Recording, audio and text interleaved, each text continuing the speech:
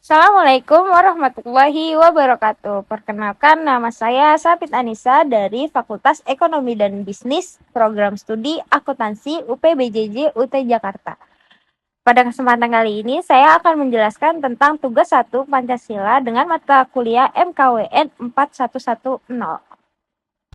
Pada kesempatan kali ini, kita akan mempelajari pelajaran dari sejarah Pancasila bagi generasi muda dengan tema mengenal dan memahami nilai-nilai luhur Pancasila sebagai dasar negara dan panduan kehidupan berbangsa dan bernegara. Pancasila merupakan dasar negara, pandangan hidup, dan ideologi bangsa Indonesia. Bagi generasi muda, memahami Pancasila tidak hanya sebatas hafalan 5 sila, tetapi memahami makna, sejarah, dan relevansinya terhadap kehidupan modern yang serba digital dan penuh tantangan global. Pancasila merupakan fondasi moral, karakter, serta pedoman untuk menjaga persatuan bangsa dan menghadapi isu seperti intoleransi, radikalisme di informasi, serta degradasi moral di era teknologi. Akar historis nilai-nilai Pancasila. Sebelum istilah Pancasila dikemukakan secara resmi, nilai-nilai luhur seperti gotong royong, keadilan, toleransi, persatuan, serta musyawarah mufakat telah hidup dalam masyarakat Nusantara. Kerajaan Sriwijaya dan Majapahit menjadi contoh harmoni dan keberagaman. Konsep Bhinneka Tunggal Ika ditemukan dalam kitab Sutasoma karya Empu Tantular sebagai bukti bahwa persatuan di tengah keberagaman adalah identitas bangsa Indonesia sejak lama. Latar belakang historis nilai Pancasila pada masa prakemerdekaan. Sebelum Pancasila dirumuskan secara formal, nilai-nilai Pancasila telah hidup dalam budaya bangsa Indonesia sejak zaman nenek moyang. Konsep kebersamaan, gotong royong, adat musyawarah desa, toleransi antar umat beragama, dan adat istiadat kemasyarakatan adalah bentuk nyata nilai Pancasila. Contoh-contoh penerapan nilai Pancasila dalam sejarah Nusantara. Yang pertama ada gotong royong dalam pembangunan desa, kedua musyawarah adat dalam pengambilan keputusan, ketiga kebinekaan budaya dan agama di Nusantara, yang keempat filosofi harmoni kerajaan Sriwijaya dan Majapahit, yang kelima Bhinneka Tunggal Ika dari kitab Sutasoma. Nilai-nilai ini menunjukkan bahwa Pancasila berakar kuat pada jati diri bangsa Indonesia. Adapun sejarah perumusan Pancasila dalam sidang BPU PKI. Yang pertama ada sidang BPU PKI pada tanggal 29 Mei sampai 1 Juni 1945 dengan agenda pembahasan dasar negara dengan 3 tokoh utama Muhammad Yamin, Dr. Supomo, dan Insinyur Soekarno.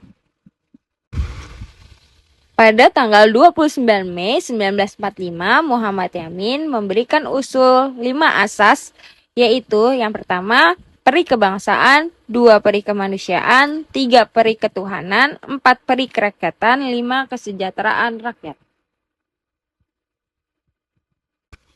Dan pada tanggal 31 Mei, Dr. Supomo memberikan gagasan konsep negara integralistik. Yang pertama, tidak ada pemisahan individu dan negara. Yang kedua, kekeluargaan dan persatuan. Lalu pada tanggal 1 Juni 1945, dalam pidato Insinyur Soekarno memperkenalkan istilah pertama Pancasila. Isi 5 sila pertama versi Soekarno. 1. Kebangsaan Indonesia. 2. Internasionalisme. 3. Mufakat. 4. Kesejahteraan sosial. 5. Ketuhanan yang Maha Esa. Lalu pasca sidang BPU PKI dibentuk, Panitia 9 yang menghasilkan Piagam Jakarta pada 22 Juni 1945, rumusan awal sila pertama adalah ketuhanan dengan kewajiban menjalankan syariat Islam bagi pemeluk-pemeluknya, kemudian diperhalus pada tanggal 18 Agustus 1945 demi persatuan bangsa. Ini menunjukkan sifat inklusif dan toleransi sebagai dasar berdirinya negara. Setelah sidang BPU PKI dan pembentukan Panitia 9 pada tanggal 18 Agustus 1945, terjadi sidang PPKI dengan agenda mengesahkan undang-undang dan mengganti Piagam Jakarta menjadi Undang-Undang Dasar 1945. Ada 4 keputusan penting dalam sidang PPKI ini. Yang pertama, mengesahkan Undang-Undang 1945. Kedua, menetapkan presiden dan wakil presiden. Ketiga, menetapkan Pancasila sebagai dasar negara. Dan yang terakhir, mengubah sila pertama untuk menjaga persatuan pada bagian syariat Islam diganti menjadi ketuhanan yang Maha Esa. Pada keputusan ini, menjadi tonggak berdirinya Indonesia merdeka.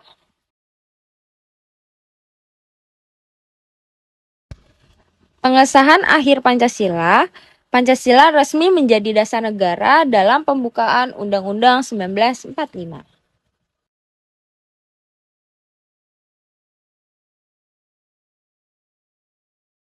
Adapun makna filosofis Pancasila. Pancasila memiliki makna filosofis sebagai berikut. Yang pertama sebagai jiwa bangsa, yang kedua sebagai dasar moral dan etika, yang ketiga sebagai ideologi nasional, yang keempat sebagai pemersatu bangsa, lalu yang terakhir sebagai cita-cita hukum.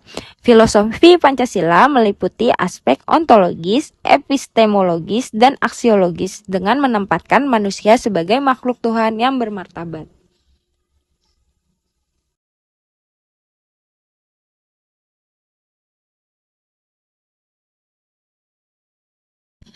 Tantangan generasi muda saat ini ada hoax dan disinformasi, polarisasi politik, radikalisme digital, dan krisis moral dan budaya asing.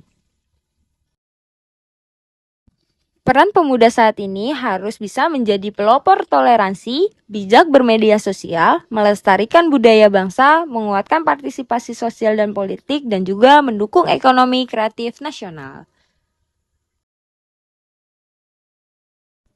Relevansi bagi generasi muda saat ini harus menghargai perbedaan, menjaga persatuan bangsa, dan menolak keras radikalisme dan intoleransi.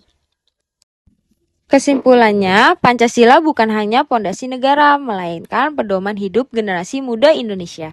Dengan memahami sejarah, nilai, dan penerapannya, generasi muda dapat menjaga keutuhan bangsa, melawan ancaman ideologi transnasional, dan memastikan Indonesia tetap berdaulat, adil, dan bermartabat.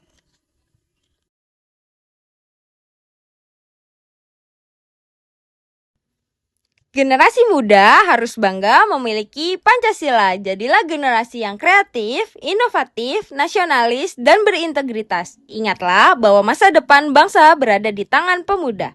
Bangsa yang besar adalah bangsa yang menghormati sejarahnya dan mengamalkan nilai luhur bangsanya. Sekian presentasi dari saya. Wassalamualaikum warahmatullahi wabarakatuh.